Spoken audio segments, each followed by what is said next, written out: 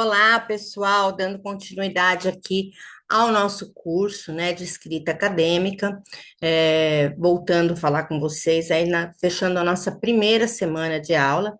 Hoje a gente vai ter a aula 2 e a aula 3, que é para a gente poder ficar certinho aí no cronograma, e a gente vai falar um pouquinho sobre estrutura de trabalho acadêmico, tipos de trabalho acadêmico, e vamos voltar aí ao assunto, da BNT. Na última aula, eu pedi uma tarefinha para vocês fazerem uma pesquisinha bem rápida aí do que é a BNT, porque que eu dou essas tarefinhas, né? Eu dou essas tarefinhas justamente para que a gente possa garantir que vocês assistiram a aula, né? Eu preciso que vocês tenham 75% de aproveitamento, né? De comparecimento aí às aulas. Então, eu preciso que vocês de uma forma ou de outra, provem para mim que assistiram o vídeo, que tiveram o entendimento do que foi dito aqui na aula. Então, hoje a gente vai nessa pequena aula aqui, a gente vai discutir algumas coisas importantes, e sempre lembrando que é importante que vocês assistam, né, as aulas na ordem, e para que a gente possa ter um melhor aproveitamento. Outra coisa que eu quero falar para vocês é o seguinte, para a gente começar a pensar em como que vocês vão fazer esse trabalho acadêmico, que é a minha proposta para o final desse curso, né? Eu tive pensando em algumas formas, vocês podem formar duplas ou trios aí com colegas que tenham se inscrito da mesma FATEC que vocês estudam, que vocês tenham se inscrito e propor aí um tema dentro da área de interesse de vocês, dentro da área que vocês estão estudando, do curso que vocês estão fazendo. Podem propor tema, ou podem até mesmo entrar em contato comigo, trocar algumas ideias e ver o que poderia ser um bom tema para a gente fazer esse artigo. Eu ainda não tenho o tema do FATEC Logos 2025, mas assim que eu tiver o tema também, a gente pode começar a trabalhar alguma coisa em cima do tema do congresso, né? E vocês podem também usar o grupo do WhatsApp para formar essas duplas e trios aí para a gente poder exercitar, né? Eu sempre falo que é para exercitar o que a gente está aprendendo no curso. É importante fazer o exercício, porque quanto mais a gente utilizar a norma, né, o padrão para poder fazer artigos, fazer trabalhos, né, fazer pesquisas, melhor é. Por quê? Porque a gente vai se acostumando com a forma que tem que ser feita, e quando a gente for fazer um trabalho final, ou um trabalho para entregar, ou um artigo para entregar, a gente já sabe aí como fazer dentro das normas da BNT, tá certo? Então, eu vou começar compartilhando aí a minha tela com vocês, compartilhando a minha apresentação. Aqui, né, eu tenho minha apresentação, deixa eu diminuir aqui. Eu nomeei como aula 2 e 3, iniciando aqui. Bom, então, a gente continua aqui no nosso curso de escrita acadêmica. Hoje a gente vai falar um pouquinho sobre estrutura, né, de trabalhos, nas nossas aulas aí 2 e 3. Então, na aula passada, a gente parou no momento em que eu estava falando do que é a BNT. Foi até a tarefinha que eu pedi para vocês, para que vocês fizessem, né, uma pesquisa bem rapidinha aí do que é a BNT, para que a gente tivesse essa comprovação de que vocês assistiram a aula. A comprovação que vocês assistiram a aula, essa tarefinha que eu dou para vocês aí em toda a aula, ela pode ser entregue até o final do curso, que vai ser lá pelo dia 25, 27 de novembro, né? É só para depois eu poder computar quantos alunos, né, efetivamente fizeram o curso, quais foram esses alunos, né? E eu vou ter essa resposta mediante aí a listagem que o Teams me fornece com a execução das tarefinhas. Então, é só mesmo mais para eu poder ter o controle de quem assistiu o curso até o final, para poder emitir os certificados. Bom, então, voltando aqui, né, da BNT, a gente sabe que todos os trabalhos acadêmicos, de norte a sul do país, vão seguir algumas normas, e essas normas são organizadas e ditadas pela Associação Brasileira de Normas Técnicas, que faz aí a normalização de todos os trabalhos acadêmicos do país. A ABNT não faz só normalização de artigos e trabalhos acadêmicos, faz também em outras áreas, na área da engenharia, na área da elétrica, eletrônica, etc., também faz aí a normalização de algumas outras coisas. Dei até alguns exemplos na aula passada, né, sobre o parafuso, né, que ele tem que ser igual de norte a sul do país. Se ele tem uma nomenclatura, essa nomenclatura tem que ser reconhecida em qualquer lugar do país, em qualquer lugar que esse parafuso está sendo comercializado. A ABNT ela foi fundada em 1940, né, e ela é responsável por toda essa normalização no Brasil. Essas normas, elas são sempre atualizadas de acordo com o progresso, de acordo com a evolução científica, tecnológica, né? Então, elas são atualizadas constantemente. A última atualização que nós tivemos da BNT foi em 2023, que foi a atualização para citações, né? E então elas estão sempre sendo atualizadas. Existe um grupo de pesquisadores que sugere, né, alterações, essas alterações vão sendo feitas de acordo aí com que as coisas vão, conforme as coisas vão evoluindo e vão tecnologicamente, enfim. Então, eu também citei aí, comentei com vocês, que como as normas não podem ser comercializadas, não podem ser copiadas, elas são comercializadas, né? E aí cada um tem que ser proprietário de um jogo de normas, as instituições de ensino compram essas normas, adaptam ao seu universo e fazem os seus próprios manuais de formatação e distribuem aos seus alunos. Então, quando você vai fazer um TCC, você recebe da faculdade onde você estuda o caminho para isso, né? Você vai receber deles a padronização dos TCCs daquela faculdade, né? Ou do artigo daquele congresso, né? Também os congressos têm a sua padronização. Sempre lembrando que essa padronização ela não é livre, né? Ela é feita baseada nas normas da BNT. Né? Então, dentro das normas da BNT, os locais que têm alguma elasticidade e tal, né? Por exemplo, o tipo da fonte, né? O tipo da fonte pode ser Arial ou Times New Roman. Então, a faculdade, a instituição, o congresso, eles vão lá e escolhem, eu quero que no meu congresso todos os artigos sejam feitos na fonte Arial, ou todos os artigos sejam feitos na fonte Times New Roman. Então, quando tem algum tipo de elasticidade, a universidade ou o congresso pode fazer a sua padronização mais particular. Bom, então qual é a importância, né, de se ter padronização, né, de se ter esses dados todos aí de uma forma mais organizada? Primeiro, que a gente garante a veracidade de todas as informações, né? Por quê?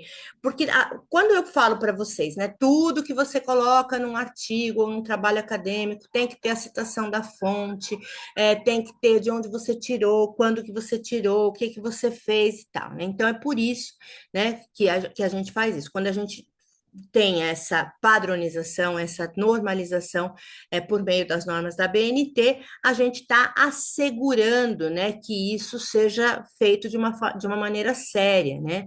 Essas informações, esses dados de citações e referências também vão ter uma circulação maior, né? Por quê? Porque quando eu faço um trabalho, ou quando eu faço um artigo, e eu coloco lá as fontes que eu pesquisei, e um outro autor e um outro pesquisador abre meu trabalho e vê lá as fontes que eu pesquisei, ele vai dar continuidade para a pesquisa dentro daquela mesma fonte.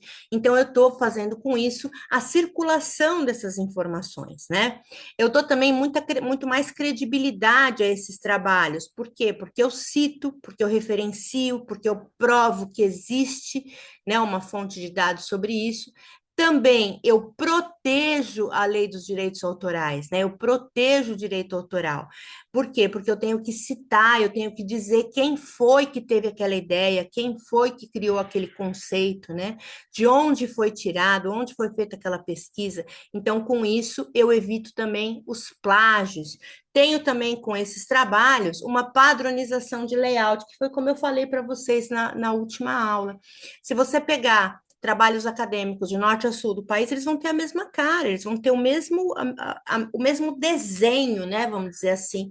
Eles vão ter a mesma margem, né? Margem esquerda e margem direita, superior e inferior, né? Eles vão ter muitos deles o mesmo tipo de fonte, né? Eles vão ter o mesmo padrão nas citações, o mesmo padrão nas referências, né? Então, quando eu faço um trabalho acadêmico, eu estou fazendo tudo isso, eu estou inclusive compilando e organizando essas referências. Quando eu pego um trabalho para pesquisa, quando eu acho um trabalho que me interessa, né? Um artigo ou uma tese, né? Ou uma dissertação, a primeira coisa que eu faço é ir direto nas referências. Por que que eu faço isso? Porque eu quero ver onde aquele autor, né, qual foi a fonte que aquele autor bebeu para que ele pudesse fazer aquela pesquisa. Eu quero saber se de lá de onde ele tirou aquela informação, existem mais outras informações que podem ser interessantes para o meu trabalho ou que sejam mais pertinentes para a minha pesquisa, né? Então, geralmente eu vou lá nas referências, para quê? Para poder consultar essa fonte que a gente chama de fonte primária, que foi a primeira fonte onde aquele autor foi lá beber, foi lá consultar para fazer o seu trabalho. Eu quero ver o que mais que pode ter lá, que pode ser útil para o meu trabalho, para a minha pesquisa. Pode ser que eu esteja dando um outro enfoque, né? E que de repente eu possa encontrar nessa fonte primária mais informações que sejam úteis e interessantes para mim. Muito bem, a gente tem alguns tipos de trabalhos acadêmicos, a gente vai ter os trabalhos mais longos, né? Que são aqueles trabalhos que têm mais páginas, têm mais referências, têm mais citações, inclusive eles são mais profundos, né? São trabalhos que são mais detalhados, e aí a gente está falando sobre teses no doutorado, dissertações no mestrado, monografias que são feitas em pós-graduação e graduação, e também os TCCs, né, que são os trabalhos de conclusão de curso, que são feitos nas faculdades. Esse trabalho de conclusão de curso, ele geralmente vai pegar um tema dentro do curso que foi feito, né, focando em alguma coisa que o aluno tenha mais facilidade ou tenha mais intimidade, né, dentro daquela área. Então, de repente, você está fazendo aí um curso de logística, e você vai ver inúmeras frentes aí da logística. Ah, mas eu gostei muito de logística reversa. Muito bom. Então você vai procurar o professor que trabalhou com logística reversa e vai conversar com ele, vai ver o que que o mercado está precisando aí de pesquisa na área de logística reversa e vão fazer um trabalho, você vai fazer sob orientação desse professor que provavelmente já te lecionou essa disciplina. Então, tá bom, eu quero falar dos produtos que têm logística reversa obrigatória de acordo com a Política Nacional dos Resíduos Sólidos. Ah, muito bom. Então vamos lá, fazer o quê? Sobre pilhas e baterias. Como é que está a reciclagem de pilhas e baterias? Como é que está o retorno de pilhas e baterias no país? Como que é feito? O que que é feito com isso tudo? Então, isso tudo eu posso fazer uma pesquisa, uma pesquisa aí de uma revisão bibliográfica dentro dessa área, vendo autores, sites, vídeos, né? Existem muitos vídeos também que são que dão essa ilustração para a gente. Então, tudo isso vai ser feito sob o comando de um orientador, e essa pesquisa vai seguir aí, primeiramente dizendo o que que é logística reversa, dizendo o que que é PNRS, Política Nacional dos Resíduos Sólidos, e vai contextualizando e evoluindo para uma pesquisa um pouco mais detalhada. Temos também trabalhos acadêmicos que são chamados trabalhos acadêmicos curtos, né, que são os artigos, que são os trabalhos apresentados em congresso, né, e também são publicados em revistas acadêmicas. Esses trabalhos, esses artigos, eles vão ter aí por volta de 15, 18 páginas, né, já incluindo resumo, abstract e tudo mais, né, e referências, e eles são padronizados pela revista onde você está publicando ou pelo congresso que você está indo apresentar. Nós temos também relatórios, esses relatórios são feitos a partir de programas, por exemplo, um programa de simulação, né? Na logística, os alunos fazem uma disciplina com o programa Arena, né? E o Arena, no final, o professor que faz essa simulação com os alunos, ele pede para o aluno um relatório do que foi feito nessa simulação. Então, esse relatório vai ter também uma padronização, vai ter também uma forma de ser feita. Eu vou trazer aqui para vocês também algum modelo de relatório para que a gente possa trabalhar. Também fazemos o fichamento. Fichamento a gente utiliza muito para livros, né? Então, por exemplo, eu vou fazer uma apresentação de um livro, então eu faço um fichamento desse livro com as partes principais ou com as partes mais importantes para poder fazer uma apresentação. E temos também a resenha que pode ser crítica ou não, né? Na resenha, a gente pode fazer um resumo apenas, né? Ou um resumo crítico, né? O que seria um resumo crítico? Um resumo onde eu não só resumo aquele assunto, mas também eu faço uma crítica em cima daquele assunto, né? Posso dar a minha opinião. Bom, então, as NBRs são as normas, né, que a gente consulta para fazer o trabalho acadêmico, são normas que são todas aprovadas pela BNT. Então, os nossos trabalhos, os nossos TCCs, nossas dissertações, teses, elas são todas feitas de acordo com essas NBRs, que são essas normas que são aprovadas pela BNT e que vai padronizar cada pedacinho do meu trabalho, né? Cada pedacinho do meu trabalho vai ser padronizado por uma NBR diferente, né? Então, aqui tá para a gente ver como que é a carinha da BNT, né? Da norma, né? Aqui, então, a gente tem a capa, né, de uma norma da BNT, a gente tem aqui em cima, logo aqui em cima, a gente vai ter o número da norma, né? Então, essa norma aí é a 14.724. Logo abaixo, a gente vai ter a data em que ela foi editada e a partir de quando que ela vai ser utilizada. Então, essa daí está na terceira edição. Ela foi editada em 17 de março de 2011 e começou a ficar válida a partir de 17 de abril de 2011. Essa norma, ela tem o objetivo de informar, né, a documentação, né, informar e documentar trabalhos acadêmicos, como a gente apresenta isso no trabalho, né, qual é a cara disso. Aqui no centro eu tenho uma marca d'água com o logotipo da BNT, né, comprovando que essa norma é regulamentada e é aprovada pela BNT. Aqui embaixo eu tenho um número de referência que vai repetir aí o número da norma, o ano e o número de páginas que tem essa norma. Veja, essa daqui tem 11 páginas. Então, as normas são todas assim, né? Elas não têm muitas páginas, elas são vendidas separadamente, né? Cada norma vai ter um valor, vai ter um preço, né? E ali na margem, no que seria, deixa eu pegar aqui o meu ponteiro, eu gosto de usar o ponteiro às vezes, né? Aqui nessa margem, né? Nessa margem esquerda, vem os dados do comprador da norma, né? Então, ali vai vir o nome da pessoa e o número do CPF da pessoa que comprou essa norma. Então, é importante aí, isso é importante porque isso vai assegurar para a BNT que eu não vou sair por aí distribuindo e fazendo cópias da minha norma indiscriminadamente. Muito bem.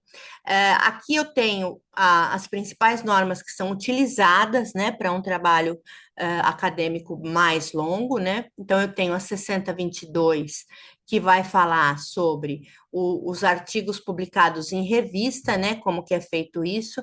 Essa norma, ela foi atualizada em 2018.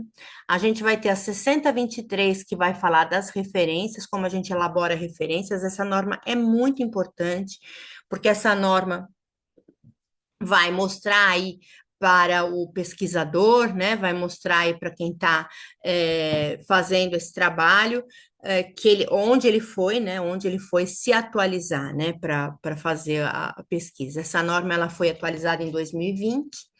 Aí eu tenho a norma 6024, que vai falar sobre a numeração progressiva, né, das seções de um documento. O que é a numeração progressiva? Um, introdução; dois, desenvolvimento; três, né, uma contextualização qualquer; quatro, cinco, seis, sete, considerações finais. Então, essa numeração progressiva das seções do documento, são padronizadas pela norma 6024, a última atualização foi em 2012. A 6027 vai falar da apresentação do sumário, também é uma norma que foi atualizada em 2012. A 6028 vai falar como fazer o resumo do seu trabalho, né? E aí eu falo de resumo e abstract, como é que eu faço isso, como ele é feito, como ele é apresentado. Foi atualizada em 2021. Essa aqui, 10.520, que foi a última a ser atualizada, que é citações em documentos, como eu faço a citação de cada tipo de fonte, ela foi atualizada agora no meio de 2023, né, acho que foi por volta de junho de 2023, ela foi atualizada, que foi aquela norma que eu até comentei com vocês, que ela foi atualizada para chegar um pouco mais próximo do que se usava na padronização da APA, né? Então, essa norma da BNT aí de citações, ela foi remodelada, né, recolocada aí em 2023. A 14.724 vai falar da forma que é a apresentação para trabalhos acadêmicos, foi atualizada em 2011, né? A 14.724 é mais ou menos uma compilação de todas as outras, né? Uma breve apresentação de cada trecho.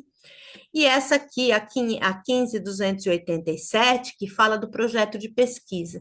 O projeto de pesquisa, geralmente ele é feito, claro, geralmente não sempre, ele é feito antes de fazer o trabalho acadêmico, né? Porque antes de eu fazer o meu trabalho, de propor o meu tema aí do meu trabalho acadêmico, eu faço um projeto e apresento esse projeto para o professor da disciplina ou para o professor que é o meu orientador. Olha, professor, eu tenho esse projeto aqui e eu queria transformar esse projeto num TCC ou em um artigo, né? Então, esse projeto que tem algumas partes aí, como cronograma e outras coisas, aí documentos pesquisados, etc., esse projeto ele é apresentado antes, né? Então, geralmente, quem tem TCC1 e TCC2, né, que são duas disciplinas em 2 semestres seguidos, no primeiro vai ter projeto de pesquisa e no segundo já vai começar o desenvolvimento do trabalho em si. Bom, primeira coisa que eu tenho que fazer é escolher meu tema, que é isso que eu falei para vocês, né? Que seria interessante vocês começarem a conversar entre vocês, né? Os alunos que são da mesma faculdade, que se inscreveram no curso, e escolher um tema para escrever, né? Para a gente poder treinar isso tudo que a gente está aprendendo aqui nesse curso, né? E é claro, esse tema vai ter que corresponder aos interesses do aluno.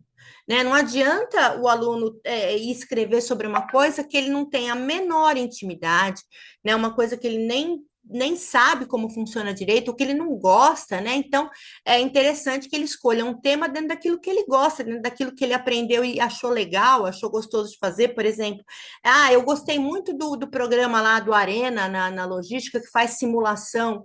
Então, eu vou fazer uma pesquisa aí dentro da simulação, vou fazer alguma simulação no porto, alguma simulação no transporte, alguma simulação dentro de alguma coisa aí para poder usar o Arena. Eu gostei da parte que falou da logística reversa, então vou fazer um trabalho sobre logística reversa, vou escolher algum produto, alguma coisa dentro da logística reversa para poder falar. Gostei da parte ambiental, gostei da parte que fala mais de números, né? Gostei da parte mais de cálculos. Então, aí a gente vai escolher o tema de acordo com o que o aluno gosta, daquilo que o aluno se interessou mais, daquilo que o aluno teve mais facilidade dentro da faculdade. Gente, escrever sobre uma coisa que a gente gosta é muito mais fácil do que escrever sobre uma coisa que a gente não gosta, ou que a gente não conhece, ou que a gente não tem domínio. Né? Então, quando eu falo para vocês, escreva sobre o seu dia, né? Vai ser muito mais fácil você falar sobre o seu dia do que sobre o dia de uma outra pessoa, né? Porque você vivenciou, porque você passou por aquilo. Então, a escolha do tema é mais ou menos isso, né? Você pegar uma coisa que você tem intimidade, que você tem a facilidade. Depois que eu escolhi, né, esse tema, eu tenho que fazer visualização, né, do que eu quero dizer sobre esse tema, né? Então, o que que eu vou fazer? O meu projeto de pesquisa, né? O projeto de pesquisa vai ter alguns tópicos, esses tópicos, eles vão, eu chamo que esses tópicos são o esqueleto do meu trabalho, né? Que vão ser esses tópicos que depois eu vou desenvolver, vou transformar num artigo, mas eu tenho que, nesse momento, pensar numa coisa mais focada, né? No meu projeto de pesquisa, que é a primeira coisa que eu vou fazer antes de fazer o meu TCC ou antes de fazer o meu artigo, eu vou ter um título que geralmente é provisório, né? Porque esse título pode mudar aí de acordo com o caminho que está seguindo a minha pesquisa. Aí eu vou ter uma introdução, né? Nessa introdução, eu vou dizer os objetivos, né, desse trabalho, qual é o objetivo geral, quais são os objetivos específicos.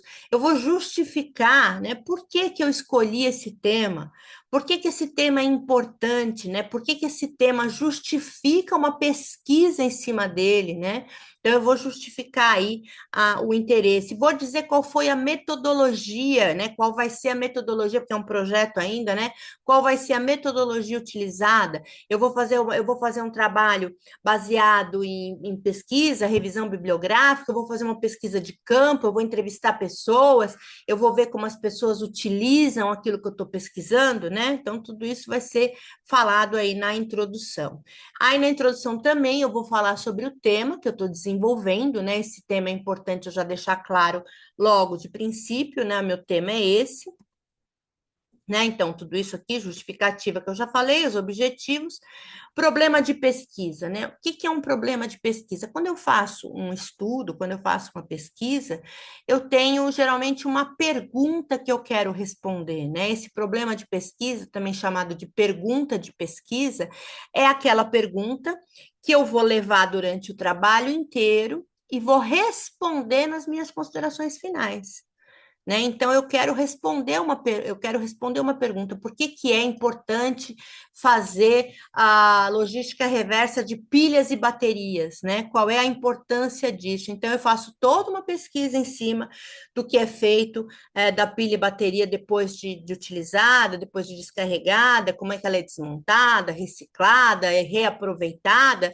e aí, no final, eu vou dizer que a importância é porque eu não vou fazer um acúmulo de metais pesados no solo, porque eu vou poder reaproveitar para fazer é, algumas coisas para. Da pilha a gente pode tirar alguns elementos que fazem fivelas de sapato, algumas coisas desse tipo.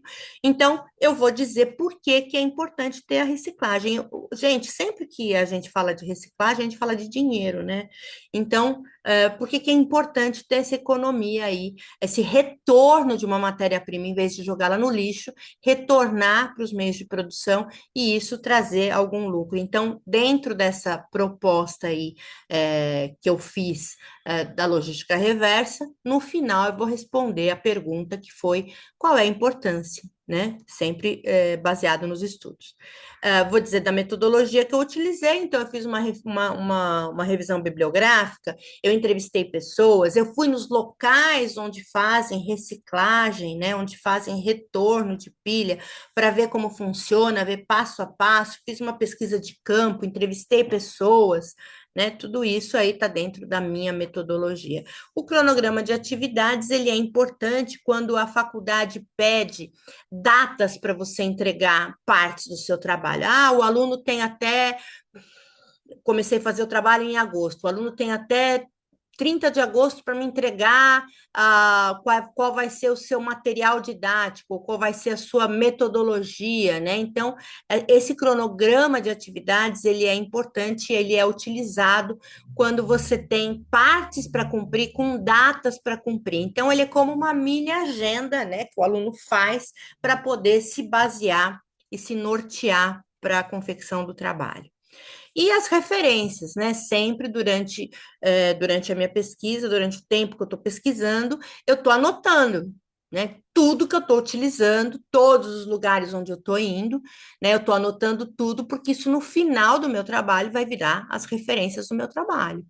né? É importante que eu anote todos os sites que eu visitei, o que que eu tirei de cada site, né? Então, eu vou ter paralelo ao arquivo que eu estou fazendo no meu trabalho, eu vou ter um arquivo paralelo onde eu vou guardando todas essas informações, fazendo um banco mesmo, né? Nesse banco, eu vou colocar o que eu peguei, de onde eu peguei, o que eu utilizei, qual foi a data que eu entrei naquele site, né? Então, eu entrei hoje no site da Reciclabim, que é um local que faz a reciclagem de pneus. Aí eu entrei, foi no dia 1 de outubro de 2024, eu entrei no site da Reciclabim, e de lá eu tirei isso, isso e isso. O link que eu utilizei foi esse. Então, esse banco, ele é importante no final do meu trabalho para eu construir não só as minhas referências, como também as minhas citações. Bom, já falando sobre pesquisa, a gente tem que tomar muito cuidado com o que a gente pega na internet, né? Tudo que a gente quiser hoje está na internet, né? Tudo, todo tipo de informação, né? Tudo aquilo que você precisar, que você quiser, está na internet. Né? A internet traz tudo. Só que nem tudo que a gente tira da internet é confiável, é fonte segura, é informação correta, né? Então a gente tem que tomar muito cuidado com sites de pessoas que não são conhecidas ou que não são da área que eu estou pesquisando, né? Sites que são editados pelo internauta, né? Como a Wikipedia, tudo aquilo que tem wiki, né? W-I-K-I, no início da palavra, né? Wikipedia, tudo que é wiki é porque é editável, né? Então o leitor pode editar os verbetes que estão ali na Wikipedia. Quando a gente tem pessoas que são de boa fé e pessoas que são de má fé, né? Então, quando eu pego um verbete dentro da Wikipedia, eu tenho que ter certeza que aquela informação que está lá é verídica, é confiável, que eu não estou querendo aí espalhar fake news, né? Na época das fake news, a Wikipedia foi muito utilizada, até porque poderia ser editada, então a gente precisa ter essa visão, né? Quando a gente manda um trabalho para a banca, né, uma pesquisa que a gente manda para a banca ou manda para um parecerista, né, num congresso, quem vai fazer a primeira avaliação do seu trabalho são os pareceristas. O parecerista ele é um professor, né, da área. E a primeira coisa que ele vai olhar é se você tem fontes da Wikipedia. Se você tiver fonte de pesquisa na Wikipedia, ele já vai olhar o seu trabalho com outros olhos. Eu falo assim, a Wikipedia não é confiável, né, não é legal e tal. Então, tem algumas coisas que são recomendáveis que a gente não utilize, né? Então, a Wikipedia, eu posso sim, né, pegar a Wikipedia para alguma coisa. Quando eu abro um verbete na Wikipedia, lá no final tem referências, eu posso utilizar as referências que estão lá. Mas nunca utilizar o que está escrito lá no verbete, né? Porque eu não sei como que aquela pessoa interpretou aquela informação, né? Porque tudo vai da interpretação também. Então é importante eu olhar sempre, né? Como eu já falei, olhar sempre a fonte primária. Ah, tá, o cara escreveu ali na Wikipedia sobre física quântica. Será que o entendimento dele para escrever aquele trabalho, aquele texto de física quântica é o suficiente, né? Para aquilo que eu estou precisando. Então, vamos ver onde foi que ele pesquisou isso. Ah, não tem nenhuma fonte de pesquisa. Bom, aí eu já tenho que desconfiar mesmo. Aí é achismo, o cara está falando da própria cabeça, aí eu não posso confiar porque não tem nenhum dado científico nisso. Bom, mas aí eu tenho lá duas ou três referências, né? Duas ou três fontes que ele tenha utilizado, e aí o que eu faço? Eu vou na fonte. Né? Eu não vou me basear no que ele disse no verbete, mas vou na fonte que ele utilizou. E aí eu mesma vou tirar as minhas próprias conclusões. Bom, então, ter todo o cuidado do mundo, né, nas fontes que a gente pesquisa, porque esses sites de pessoas desconhecidas podem não ser aí muito confiáveis, né? Então tem essa frase que eu gosto muito de dizer que é: pesquisar com eficiência na internet é uma habilidade que precisa ser adquirida. Por quê, gente? Porque eu preciso ter também um pouco de senso crítico, um pouco de olhar, né? Eu preciso saber, eu preciso aprender a olhar aquela informação e desconfiar dela se for necessário, né? Então, por exemplo, essas coisas que colocam aí nas redes sociais, né? Ah, coloca uma notícia qualquer na rede social. Será que aí eu vou lá e compartilho, sem nem pensar, ah, é legal isso que eu vou compartilhar. Mas antes de compartilhar, não seria interessante eu verificar se aquilo é verdade? Né? Existem muitas coisas que são faladas na internet, que são faladas nas redes sociais, etc., que não são verdadeiras. Por exemplo, pessoas desaparecidas. Pessoas desaparecidas o tempo inteiro aparece, ah, fulano de tal está desaparecido desde o dia tal. Será que a gente não tem que confirmar se aquilo é verdade para a gente seguir adiante aí com uma disseminação aí de uma informação que pode não ser correta? Tem uma tal de uma menina chamada Ashley Flores. Procurem na internet, Ashley, Ashley, acho que é isso, Ashley Flores. Essa menina vai e vem na internet, aparece que ela está desaparecida, parece que ela sumiu aí recentemente. Nossa, essa notícia, ela é muito velha, mas muito velha. Essa mulher deve ser já avó, né? E ainda falam que a menina desapareceu e tudo mais. Então, olha, gente, a gente tem que tomar cuidado quando a gente vai encher a internet, né? Encher as redes sociais de informações que são desnecessárias, que não precisa, né? Às vezes, uma informação desnecessária, ela tá lá ocupando, fazendo uma máscara para alguma coisa, né? Tá lá acobertando alguma outra coisa importante, tá desviando a atenção do leitor para uma coisa que não tem a menor importância para poder fazer outra. Né? Isso é muito comum na política, por exemplo, né? É, quando eu falo sobre futebol, para acobertar as coisas horríveis que estão acontecendo em determinado país, né? Quando eu faço uma máscara em cima, né? Então a internet ela tem servido muito para isso, infelizmente, ela tem servido muito para isso também, para mascarar algumas coisas que são importantes com informações desnecessárias. Então, quando a gente vai disseminar uma informação, quando a gente vai passar para diante aí uma informação, uma coisa que alguém sumiu ou que alguém está precisando de alguma coisa, a gente tem que primeiro verificar se isso é verdade, né? Se isso confere, se isso é verídico, para poder passar para frente algum tipo de informação.